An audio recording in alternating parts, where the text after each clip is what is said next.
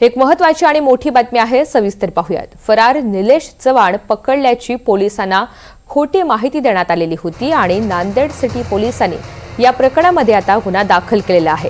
फरार आरोपी निलेश चव्हाणला पकडून ठेवलंय असा एक फोन नांदेड सिटी पोलिसांना आलेला होता। पोलिसांचा ताफा आणि त्यामुळे तातडीनं त्या ठिकाणी दाखल झाला, मात्र फोन करणाऱ्यानं पोलिसांनाच खोटी माहिती दिल्याचं निष्पन्न झालं।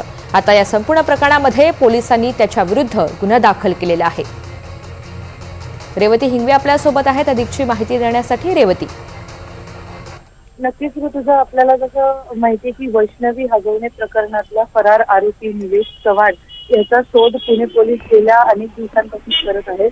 तर त्याचाच फायदा घेऊन एका व्यक्तीने नांदेड सिटी पोलिसांना फोन करत असं सांगितलं की फरार आरोपी निलेश चव्हाणला मी पकडून ठेवले आणि गाडीच्या डिक्कीत ठेवलेलं आहे असं त्यांनी सांगितलेलं होतं। मात्र त्यानंतर नांदेड पोलिसांनी त्याच्यावरती गुन्हा दाखल केलेला आहे आणि त्यासोबतच फरार आरोपीची माहिती आपण पोलिसांना दिल्यावरती पोलिसांकडून आपल्याला काहीतरी बक्षीस रक्कम मिळेल या हेतूने तो फोन केला आणि खोटी माहिती ही दिलेली होती। या हेतूने 112 या क्रमांकावरती पोलिसांना फोन करत त्यांनी ही सगळी खोटी माहिती दिली।